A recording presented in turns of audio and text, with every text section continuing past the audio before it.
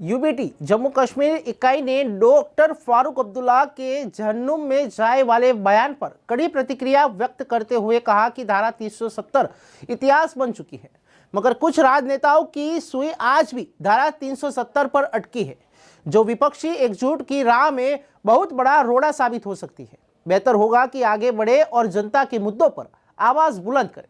Party प्रदेश कार्यालय में आज पत्रकारों से बातचीत करते हुए प्रदेश प्रमुख मनीष साहू ने कहा कि शीर्ष न्यायालय के निर्णय से धारा 370 पर अपनी राजनीतिक रोटियां सेकने वाले दलों और नेताओं को झटका लगा है।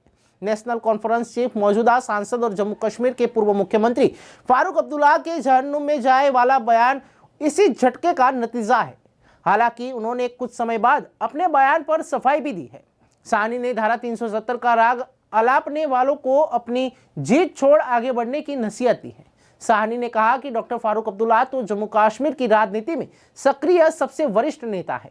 उनके नेतृत्व में जम्मू कश्मीर की तमाम विपक्षी पार्टियां एकजुटता के साथ जन मुद्दों पर आवाज बुलंद कर रही है। हमें जम्मू कश्मीर के लिए पूर्ण राज्य का दर्जा, लोकतांत्रिक प्रक्रिया बहाली तथा स्थानीय लोगों के अधिकार की मांगों को लेकर आगे बढ़ना होगा।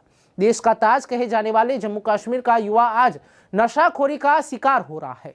बेरोजगारी, महंगाई पर हम शीर्ष पर पहुंच रहे हैं। इस मौके पर अध्यक्ष महिला विंग मीनाक्षी छिब्बर, महासचिव विकास बख्शी, उपाध्यक्ष संजीव कोहली, अध्यक्ष राम कामगर सेना राजसी, सचिव राजेश हांडा, महेंद्र सिंह, राजेंद्र कुमार आदि उपस्थित रहे। कि मंदिर कहा जाता है, देश की सांसद सर्वोच्च मंदिर है, जिसको वहाँ पर जो है एक आतंकवादी हमला हुआ था, जिसके अंदर हमारे कई जवानों को शहादत देनी पड़ी। सबसे पहले तो उन तमाम जवानों, उनके सर्वोच्च बलिदान को नमन और भावपूर्ण श्रद्धांजलि। हालांकि इसमें कोई दो राय नहीं है कि कुछ आतंकवादियों ने वहाँ पर घुसपैठ कर हमारी संसद के अंदर आतंक मचाने की कोशिश की थी, मगर हमारे वीर सपूतों ने, भारत के वीर सपूतों ने उनको करारा जवाब देते हुए वापस उनको जहन्नुम में पहुंचा दिया था। मगर इस दौरान हमारे कुछ शहादत भी देनी पड़ी, तो उनके लिए आज हमने यहाँ श्रद्धांजलि समारोह रखा है, उनको नमन। इसके साथ ही जो आज हमारी पत्रकार वार्ता है वो डॉक्टर फारूक अब्दुल्ला, जो हमारी आल पार्टी का नेतृत्व भी कर रहे हैं, नेका के अध्यक्ष हैं, जम्मू कश्मीर के मुख्यमंत्री रह चुके हैं, मौजूदा सांसद हैं, और मुझे लगता है कि मौजूदा जम्मू कश्मीर में जितने भी सक्रिय नेता हैं शायद उन सबसे वो बड़े उम्र दराज में भी बड़े हैं। तो उनको मुझे नहीं लगता कोई नसीहत देने की ज़रूरत है। उनका कल ज़रूर एक अटपटा बयान आया था, जिस पर जल्द उन्होंने जो है अपनी क्लैरिफिकेशन भी दे दी।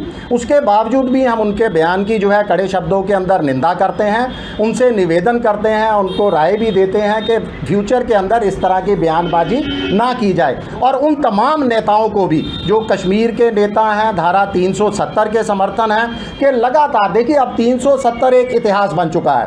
5 अगस्त 2019 को केंद्र सरकार ने उसको हटाया था और 4 साल इसके ऊपर राजनीतिक रोटियां सेकी जाती रही, अटकलों का बाजार गर्म रहा। मुझे लगता है कि तमाम अटकलों पर भी पूर्ण विराम लग जाना चाहिए जब हमारे शीर्ष न्यायालय का फैसला आ चुका है। तो उन तमाम नेताओं को, उन दलों से भी मेरा निवेदन है, मेरी राय भी है, मशवरा भी है कि अब ये 370 पर राग अलापना बंद किया जाना चाहिए, हमें आगे बढ़ना चाहिए। और हमारे से अलग हुए, जम्मू कश्मीर से अलग किए गए लेह लद्दाख से हमें सबक लेना चाहिए कि लेह लद्दाख की तमाम पार्टियां आज धारा 370 बहाली की मांग नहीं कर रही, वो इससे एक कदम आगे बढ़ चुके हैं। वो मांग कर रहे हैं अपने राज्य का दर्जा लौटाने की, वो मांग कर रहे हैं नौकरियों के अंदर आरक्षण की। तो हमें भी जो है जनता के मुद्दों को उठाना चाहिए, जनता के मुद्दों पर अपनी राजनीति करनी चाहिए।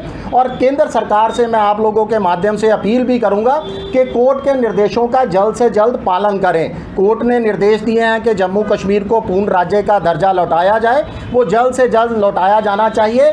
लोकतांत्रिक प्रक्रिया बहाल की जानी चाहिए, डेडलाइन का इंतजार किए बिना। देखिए केंद्र के अंदर मोदी सरकार का कार्यकाल मुझे लगता है कि कुछ ही दिन शेष है, शायद 2 महीने या 3 महीने लगभग इसके अंदर शेष है। तो हम उम्मीद करते हैं कि केंद्र सरकार, प्रधानमंत्री माननीय नरेंद्र मोदी जी जम्मू कश्मीर के साथ किए गए तमाम वादों को जल्द से जल्द पूरा करेंगे। हमें जल्द से जल्द राज्य का दर्जा लौटाया जाएगा।